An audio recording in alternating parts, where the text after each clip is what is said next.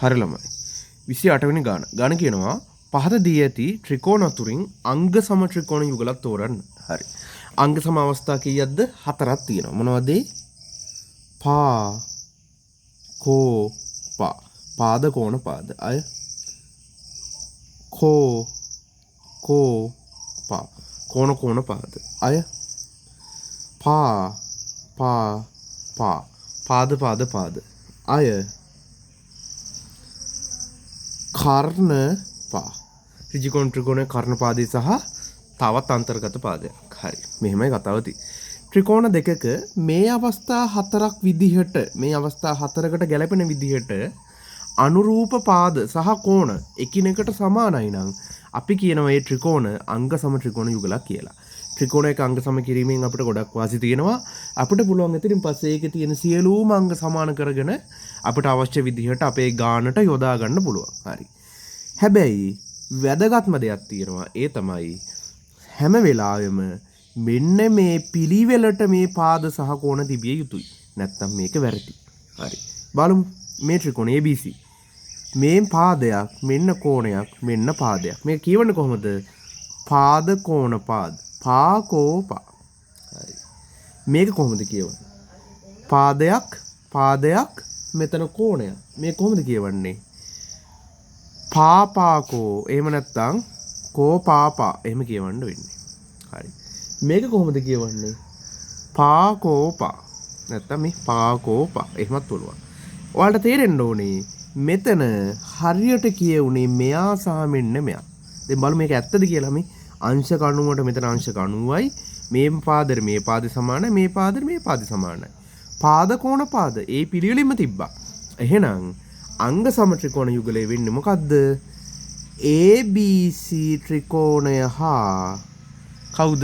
ABC ත්‍රිකෝණය හා XY Z ත්‍රිකෝණය. හරි. ඔන්න පිළිතුර. මෙයා එන්නේ. හේතුව මොකද්ද? මේක එකක් මේ පාද මේ පාදෙට මේ පාදේ සමානයි. ඒක හරි එහෙම තියෙනවා. නමුත් මේකේ මේ පාදෙට මේ පාදේ සමානයි කියලා එහෙම එකක් නැහැ. අනිත් එක කෝණේ තියෙන්නේ මැද නෙමෙයි. කෝණේ අනිවාර්යයෙන්ම අන්තර්ගත විය යුතුයි. එහෙනම් මේ ත්‍රිකෝණය සහ මේ ත්‍රිකෝණය අංග සම වේ. ඕකේ. හරි ළමයි. 29 වෙනි ගාන. ගාන කියනවා 4x ධන 2 කුඩයි 12 අසමානතාවයේ ධන පූර්ණ සංඛ්‍යාත්මක විසඳුම් ලියන්න. හරි. අසමානතාවයක් මේක විසඳන්නේ සමීකරණයක් විදිහට මම ලියන්නම්. 4x ධන 2 කුඩයි 12. x තමයි තනි කරන්න ඕනේ. එහෙනම් 4x මම මේ පැත්තේ තියාගෙන මේ පැත්තේ 12යි. මේ ධන දෙක එහාට යද්දී ඍණ දෙකක් වෙනවා. එතකොට 4x කුඩයි 12න් දෙකක් 10යි. දැන් එනවා x කුඩයි 10 බෙදීම 4 කියලා. ඒතර එනවා x කුඩයි 10 4ෙන් බෙදුනහම කීයද? 2.5යි කියලා එනවා. හරි.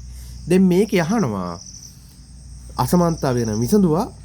මේකේ තේරුම x කියන එක නා 2.5ට වඩා කුඩයි කියන එක. මේකේ ධන පූර්ණ සංඛ්‍යාත්මක විසඳුම් ලියන්නලු. හරි. මම සංඛ්‍යා රේඛාවක් දාන්නම් පැහැදිලි වෙන්න. ඔන්න මම සංඛ්‍යා රේඛාවක් ගහගන්න යන්නේ. බිංදුව 1 2 3 ඔය විදිහට ගත්තාම මෙන්න මේ හරිය තියෙනවා 2.5. මේ පැත්තේ ඉන්නවා ඍණ 1 ඍණ 2 ඍණ 3. ඔන්න ඔය විදිහට. හරි. දැන් 2.5 ගාව මම මෙහෙම රවුමක් ඇඳගෙන සමාන නැති නිසා මම මේක පාට කරන්නේ නැහැ. මේක කියන්නේ 2.5ට වඩා x ගේ අගය පොඩි කියන එක කුඩයි කියන එක. සංඛ්‍යා රේඛාව වැඩි වෙන්නේ දකුණු දිශාවට. එහෙනම් මෙයාට වඩා පොඩියයි ඉන්නේ කොහෙද? මේ පැත්තේ. එහෙනම් මේක මෙහිම පාට වෙන්න ඕනේ. සංඛ්‍යා රේඛාව සාමාන්‍ය විදිහට පාට කරනවා නම් මෙතන ඉඳන් මේ පැත්තට තමයි පාට වෙන්න ඕනේ. ඕනම පාට කරන්න ඕනේ.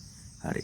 දැන් මේකේ අහන උත්තර තමයි අපි බලමු. මම ලියන්නම් x සමානයි x ගත හැකි පිළිතුරු 2.5 ගන්න විදියක් නැහැ. හේතු දෙකයි. එකක් සමාන නෑ. ඒ කියන්නේ 2.5ට සමාන වෙන්නේ නැහැ කොයිම වෙලාවකවත්. කුඩා විතරයි. අනිත් එක මෙතන තියෙනවා පූර්ණ සංඛ්‍යාත්මක කියලා. ඒ කියන්නේ භාග සංඛ්‍යා හෝ දශම සංඛ්‍යා විය නොහැක. පූර්ණ සංඛ්‍යා ප්‍රධාන සංඛ්‍යා වෙන්න ඕනේ. එහෙනම් 2.5ට වඩා අඩුවෙන් තියෙන පූර්ණ සංඛ්‍යාව කවුද? 2. 2 එනවා.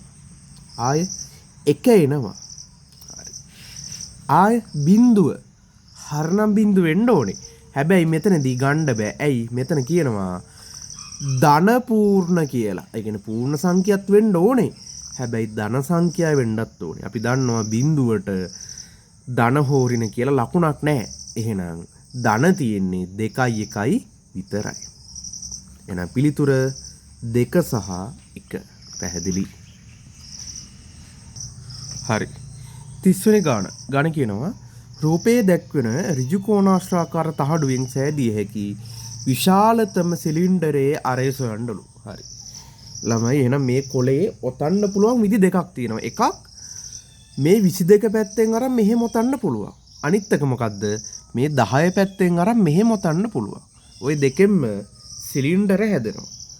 එකක් මෙහෙම ඔතන්න පුළුවන්. අනිත් එක කොහොමද? මේ මෙහෙම එන විදිහට ඔතන්න පුළුවන්. එහෙම නෙවෙයි කිය. මම මේක මෙහෙම නේතුව මම මෙහෙම අදින්න. හරි. ඕන් ඔහොම ඔතන්න පුළුවන්. හරි. දැන් මේකෙන් තේරෙන්න ඕනේ විශාලම මේ සිලින්ඩරය හැදෙන්නේ මේ අවස්ථාවේදී. මේ අවස්ථාවේ තමයි ලොකුම එක්කෙනා හැදෙන්නේ. මොකද ඒකාගේ ආරේනේ අහන්නේ. ඒ කියන්නේ මේ වෘත්තය තමයි ලොකු වෙන්න ඕනේ. ඒ කියන්නේ මේ අත. මෙයාට වඩා මේ අත තමයි ගැලපෙන්නේ. හරි. දැන් මේකේ අරය අහනවා. දැන් මේකේ අරය මේකේ 22යි නම් මේක 11යි නෙමෙයි. දැන් මේකේ තේරුම තමයි මොකද්ද? මෙයාව වෘත්තාකාරව මෙහෙම හැදුවාම තමයි සිලින්ඩරයක් හැදෙන්නේ. එහෙනම් වෘත්තාකාරව නැහැදෙන්නේ. ඕක සමානයි මොකේටද? වෘත්තයක මොකද්ද මේ? වෘත්තයක පරිධියට සමානයි.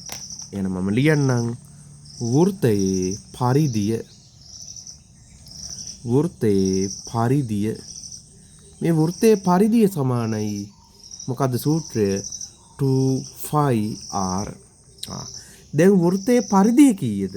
22යි. වෘත්තයේ පරිධිය 22යි.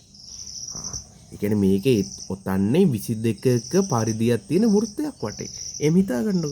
එහෙනම් 22යි. එහෙනම් 2යි 5 කීයද? 7න් 22යි. අරය තමයි ඔයාලගෙන් අහන්නේ. එහෙනම් උත්තරේ එනවා මේ පැත්තේ මම r තනි කර ගන්නවා. මේ පැත්තේ 22 ඉන්නවා. මේ උඩ ඉන්න දෙකේ ඉලක්කම මේ පැත්තට එද්දි පල්ලෙහාට එනවා. උඩ ඉන්න 22ත් මේ පැත්තට එද්දි පල්ලෙහාට එනවා. ඒ වගේම මේ පල්ලෙහා ඉන්න 7 ඉලක්කම එහා පැත්තට යද්දි උඩට එනවා. හරි. මේවා අමාරු දේවල් නෙමෙයි. ලවයේ තියෙනව හරයට ආවා, හරයේ තියෙනව ලවයට ගියා. එච්චරයි. දැන් මේ 22ට මේ 22 කැපෙනවා. 7 බෙදීම 2 r එනවා 3.5 සෙන්ටිමීටර් කියලා. බොහොම ලේසි ගණනක් තියෙනවා.